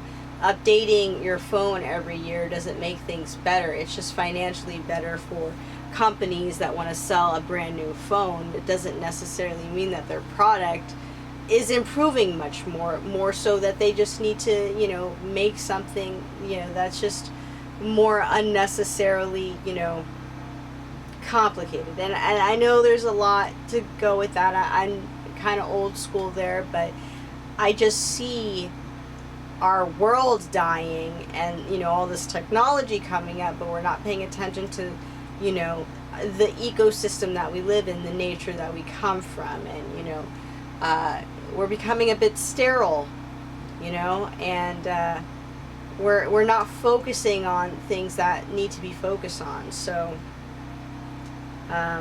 you know, better building material, but also, you know, better building material, things that last. You know, we need to make things that actually last. And I just, you know, I'm not going to go too much more far down that. But with that in mind, you know, I would definitely, which is my next point, I would love to give grants for hardware store openings, mom and pop hardware store openings. I'd love to give grants for that so that they can get hardware stores going, and, you know, they can have independent people working on creating a more unique and diversified building material field, or you know, I don't know the right word, but we need more diversified building material. We need more advancements in building, and we need more people that understand how to build, you know, and that goes along with bringing back trade. You know, a lot of people are not able to do simple repairs and things that, you know, people could just, you know, people would normally do on their own. You know, you're calling people, you know, and again, great for business, I guess, that nobody knows how to do anything. But what happens when, you know, you're completely self-reliant on a system when it's not there? And so, you know, it's having that middle ground, having that balance of the two.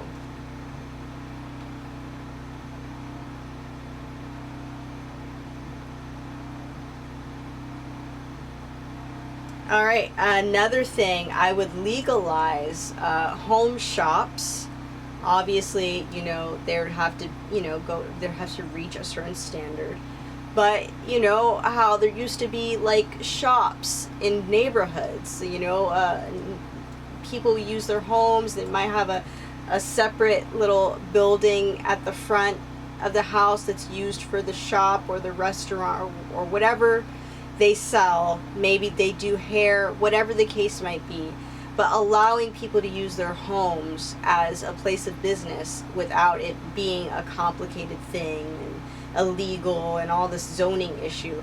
While yes, there will obviously have to be, you know, there's some things that, you know, some people go too far, you know, and they do things that are inappropriate. So, you know, with in a tasteful way, we should allow community shops in neighborhoods from people's houses, and I think that should be something that we bring back, making the community stronger, making it easier for people to get something. If there's like a neighborhood little store, neighborhood shop, a neighborhood bakery, that makes things better for the full community, and it makes better, businesses make things better, family owned businesses makes things better.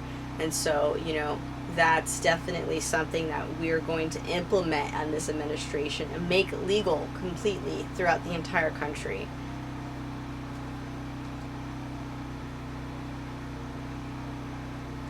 And I just wanted to point out that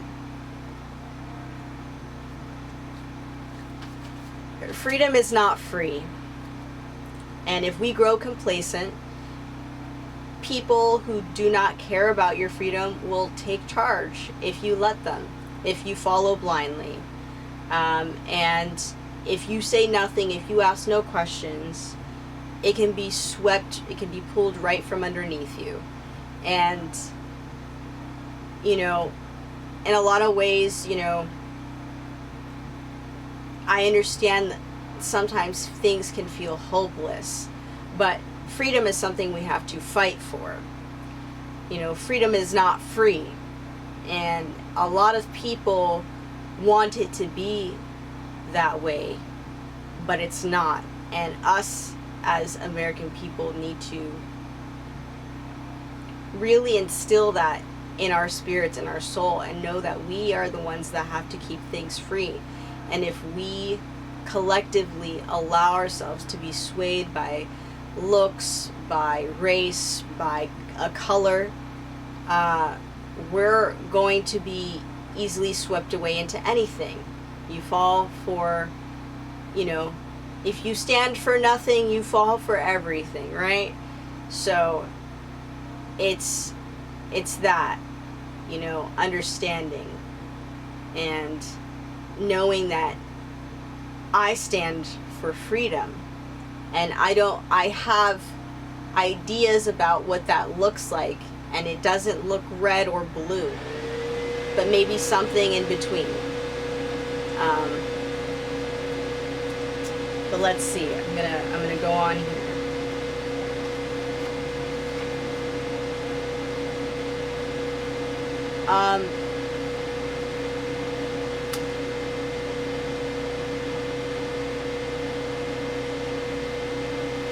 There's a lot in the court and the justice system that I want to work on, and especially when it comes to divorce as well, working on our divorce laws, our divorce programs, how we treat things on a case by case, how each case is dealt with.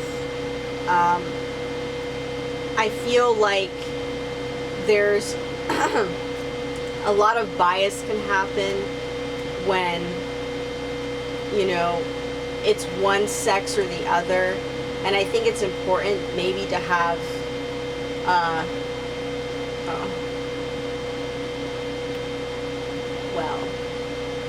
hello. One minute.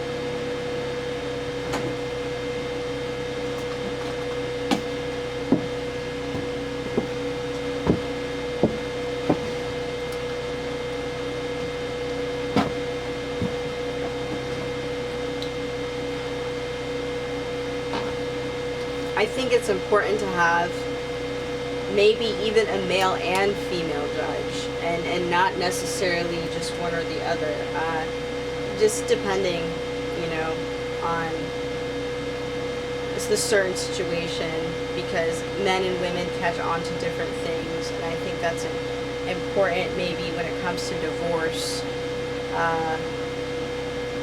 because things get a little bit complicated there. But that's not really a subject that I want to get too deeply into. Another point is dealing with the FDA. There are so many things that technically are, no other, they only do that in America, or that's only allowed in America. And yet people believe in the FDA when they allow certain products to be allowed, even though in other countries they're not allowed and they're harmful. You can look at ketchup from Canada and ketchup from here, and they'll have so many different ingredients, and you're just wondering, why is this one healthier than this one? And we have to be more cognizant of that. Our country is kind of an experiment, and with that, we have become not an American country but the American corporation, which people don't want to hear that, but we'll get more into that in a minute. So dealing with the FDA, I'm not really sure how reliable the FDA is when there's so many products that are harmful to us, readily available for anybody to get. A 5-year-old can grab something extremely harmful to their body and it doesn't matter. So us getting a different idea around these governmental establishments that have been put in place to tell us that this is the authority that we need to believe in, well, we need to change that thought, because we have our own critical thinking ability as people, and we have to be able to question these things, okay? And if you are aware of how certain things are in different places, you'll understand that we're not doing the best when it comes to our health, and the FDA isn't actually FDAing. Next point, auditing different websites, and just allowing for a more in-depth fact checking, if you would. There's and that's the thing about it. There's always going to be different opinions about certain things, but that's the beauty of it. Our country is designed to be free to allow for several different points, because there are several different kinds of humans, several different kinds of lifestyles, several different kinds of biological types, blood types, all types of people, right? So we want our country to be free. We want to be able to say different things, and when we give some of these companies so much power and free reign over all facts, then we give people,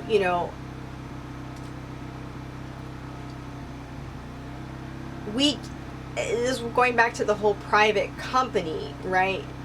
We're giving them too much power over the entire public view, even though they're coming as an authority, but they still want to be the private person, but they want control over the whole country, but yet they're private, but yet you want to be completely in the public sector. Some of this stuff doesn't make sense to me, but moving on.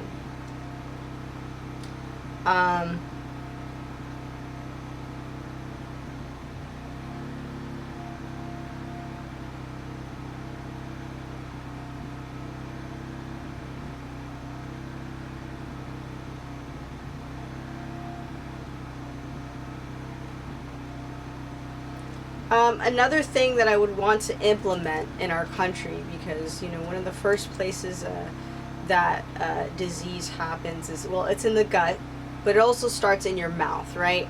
And so as your elected servant, I would like to find a way to provide free dental care for everybody in the country. I think that's a very important thing, that we remain clean in our mouths, because that is where a lot of disease stems from. And that is something that, if not free, would have a very low cost. We would make it so that dentists don't suffer either, but so that the American people can at least have this available to them in a way where they can keep their health on point, because this is a lot of disease stems from the mouth, and people die unnecessarily from things that stem from the mouth, and I maybe this is a weird thing to say in a presidential speech, but I'm trying to talk about the concerns of the people, the things that are going to make our country healthier. So there's that, and with that, I would want there to be a higher standard, a higher pay and standard for people that do work in health and wellness, and actually work on diet and making people healthy in a way that doesn't necessarily need chemicals and all of that other stuff, right? So yeah, free dental care for everybody.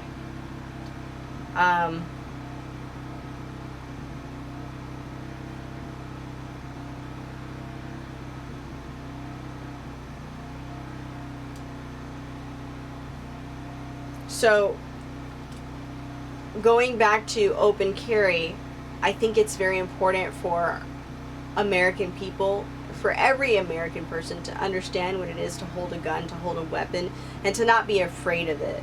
I think a lot of the issue with people who are in a disagreement with having weapons, the issue is that they don't have a weapon.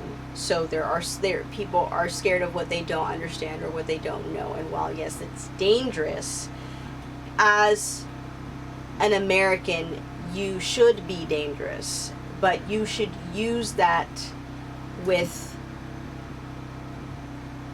the utmost responsibility, and that's where it comes with teaching our people to become more responsible.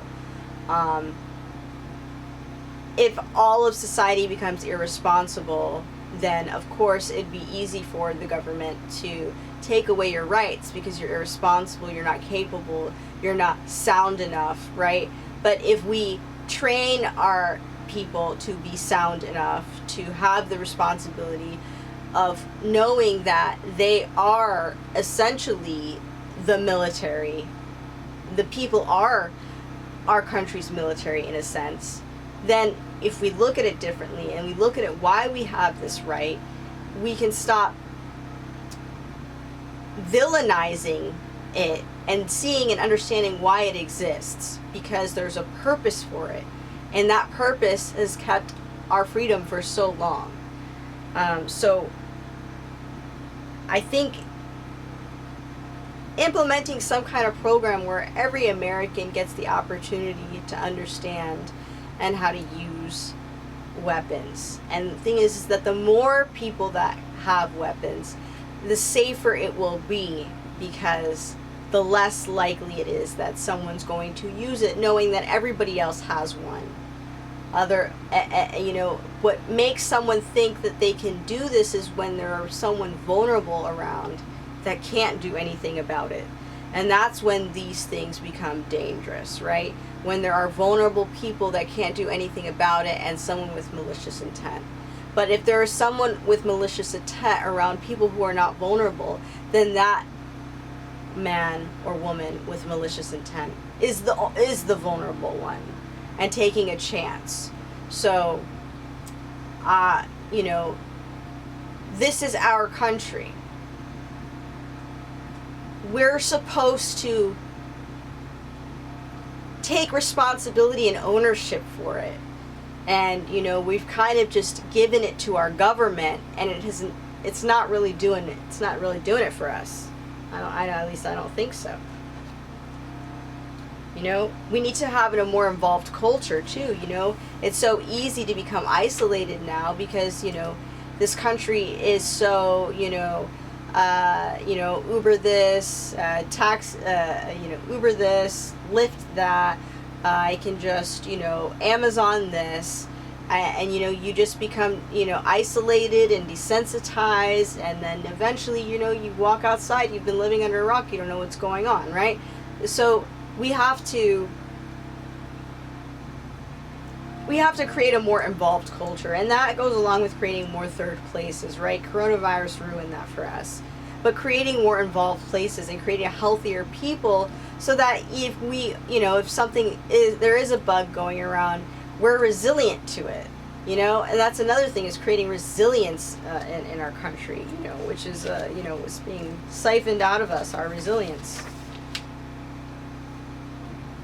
You know, and again, health, I'm going to just keep banging on this, you know. Everyone should have the right to eat organic. It shouldn't be an option. It shouldn't be like, oh, I can't afford it. Oh, I can't afford this. Oh, I have to go buy frozen peas, or I have to go buy frozen this or frozen that, because I can't afford fresh ingredients. That's not right. You're alive. You're alive. You should be able to have live food. And so, you know, just this whole culture around, you know, just eating canned food all the time and not understanding where your food comes from and agriculture and all that. It should be a human right for everybody to eat healthy. It shouldn't be, oh, well, you know, I'm on a fixed income and I can only, you know, eat ramen, you know, or something like that.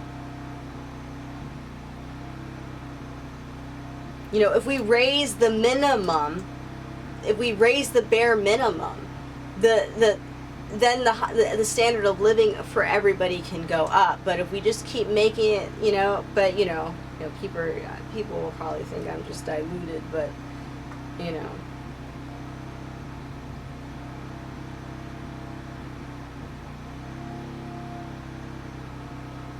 You know,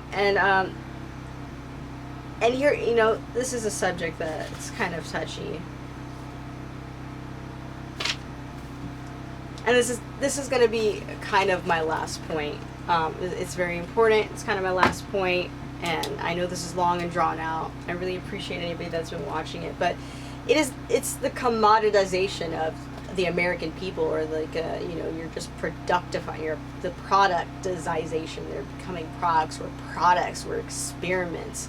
You know, this is the problem. It's like we don't realize that this country has become a business. It's become a corporation. You go into, you know, any neighborhood and everything is almost built and structured the same way, right? You get a Ross, a TJ Maxx, a Publix, some kind of sport thing, a China shop or whatever, and it's just the same thing everywhere, right? And you just you get a Walmart, you get a Target, and then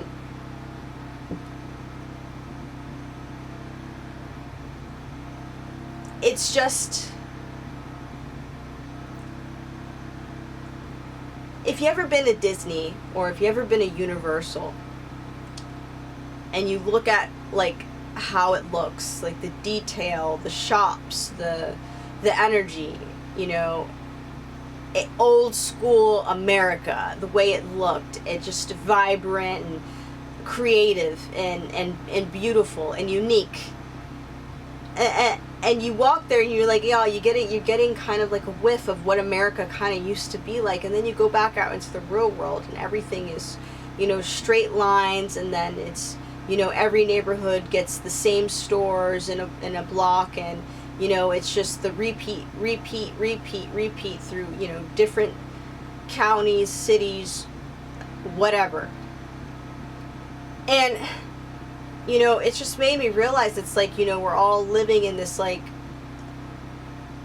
this same bubble of things where all of our creativity is being siphoned, all of the uniqueness is being siphoned, and everything that makes America great is being siphoned, and we're becoming just this, everybody's a... So my apologies for all the cuts. I am recording this myself, but as I was saying, you know, I kind of the gist of where I was going with that. It's like things are like 15-minute cities, you know, in a sense, right? where, you know, everything just looks the same, and we're just in these little same pockets, and, you know, you work in the same pocket, and whatever the case might be. And, you know, that does not lend itself to freedom, okay? And, you know, that was a, you know, a big point that I wanted to make with that.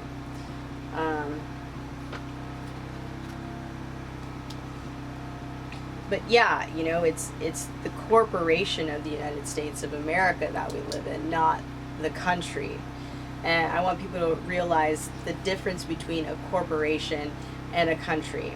A corporation is something that has a product, and that product is used to make more money, generate more money, right? We're not treated like people. You know, and there are some things, you know, that we could be adopting from that other countries practice, you know, and that it gives a little bit of work-life balance. No country in this world is perfect. I want to put that out there. There's nowhere that's just going to be perfect, right? We have to collectively make our communities what we want them to be. And, you know,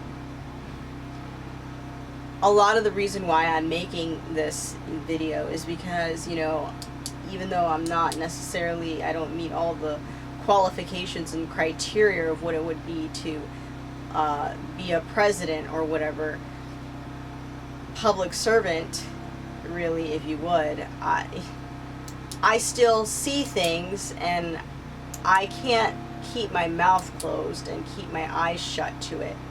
It's evident, it's real. Maybe I seem a bit naive for saying these things, you know, or for being, you know, open about it, but I don't see a lot of talk about balancing our lives as the American people and making things better, you know. And you know, you see the tactics that are used right now. They're lowering the gas because we're getting closer to an election. They want things to be favorable towards one person or the other, okay? And this is my say, you know, it seems like maybe both candidates are in over their heads. People are being attacked from so many different directions. This whole thing is a mess. It's complicated. And if we start with the simple things, if we start with just the, you know, the day-to-day, the making everyone's day-to-day better, we're going to be able to make this country better, you know. Rome wasn't built in a day, but we're also not building, we're also not establishing anything to make that actually a reality, right? It seems, you know. A lot of advancement in technology, a lot of advancement there, a lot of advancement in places, you know, that doesn't really help the average person. And while it's great, it's fun, it's awesome, it's the day-to-day person that makes this engine run. And if they are depleted, then what do you really have? You know, we should be more considerate of the person that does clean up, that the you know, it's respecting the janitor for what they do, because everybody's contribution moves this thing forward. And, you know, it's, you know, humbling ourselves and seeing where everybody has a value, and teaching people to see their value. You know, if we keep destroying each other's towers just to get ahead, to be number one, we'll never actually see how far we can get, because number one will always be the one with the biggest hammer.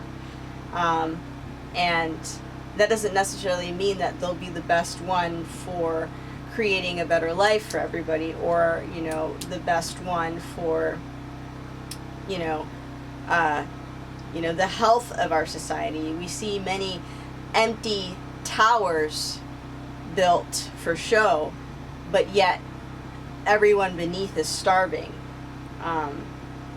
And, you know, there's so many different things I could talk about, and there's so many different things I could say.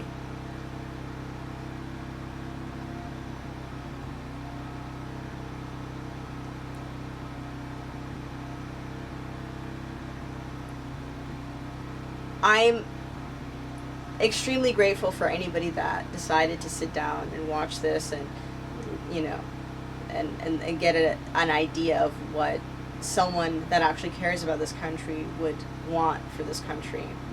You know, you want to talk about the CIA and the military, that's like a whole other thing.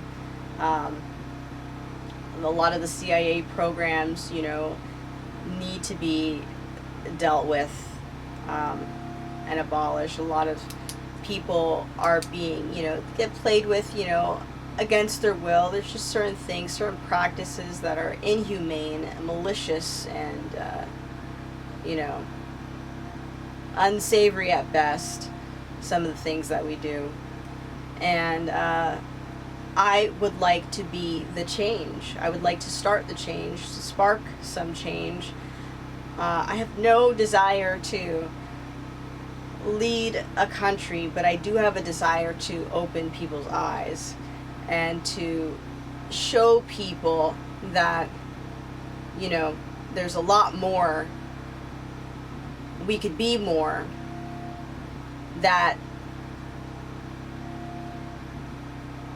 we don't even allow ourselves to reach the full potential of what we could be because of the way that we go about our day-to-day, because of the way that we live our lives, because of our culture. And I would like to change that. I always, you know, am a big believer in us having a higher life expectancy, and with that comes a higher standard of living in reality. And so, you know, if we change that, if we work on that, and if we really, you know, hone in on some of the nuances that there is, you know, we're going to be able to get out of this a lot better than we think. And, you know, the reality is that there are things transpiring across the globe that we may not have full power over, but if we have the knowledge and the ability to do certain things, we will have a chance to offset some of the damages that are going to happen or that has already happened. So yeah, getting better and better every day, you know, and making common sense more common. You know, there's a lot of subjects I can get into. Abortion. You want me to talk about abortion? Because I know that's a big touchy subject, you know, as we're ending this. It should be, it's a necessary evil, and it should be allowed up until, you know, just, you know, I'd say a month or two.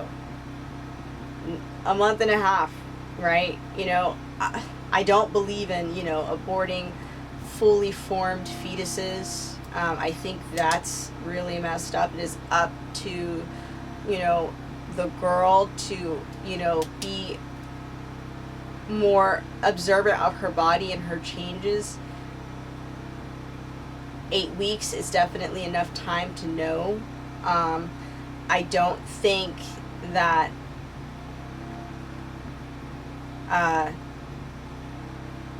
it's something that I can say too much about, because it's a touchy subject, and there are many different stories, many different lives, many different walks that, you know, I can't put myself in everyone's shoes to understand why they make the decisions that they make. But it is a necessary evil, unfortunately, and it's never going to be something that everybody fully agrees upon. But it's not something I'm going to put my hands on too much, because I understand the whole nature of that. Let's see, what's another hot topic, you know, the transgenderism thing with the kids, you know, I think that it's not good at all for a growing body to put themselves through hormonal processes. You know, you're putting a child through huge hormonal changes that are not designed for their sex, and you're causing their mentality to form in a way that wouldn't have naturally occurred. And so I think that allowing children to undergo these things is incorrect. But again, that's more of the health field and things like that, and that's a lot of stuff that, you know, we're definitely going to have to tackle. But it isn't the most pressing issue right now, unfortunately. If that's you know, if that gives everybody an idea of how bad it is. So I'm going to cut this short now. This is my presidential speech for 2024. These are the points, and these are the, sorry. Yeah, I guess these are my presidential points for 2024. So, you know, I hope you enjoyed this. I hope that it maybe, you know, you might feel the same. Maybe you don't. Maybe you disagree. Either way, I want everybody to know that you are free to have your own opinion, and you are free right now. So while you have this freedom, you should use it. So this is En route, and this is Jasmine, and I'm out.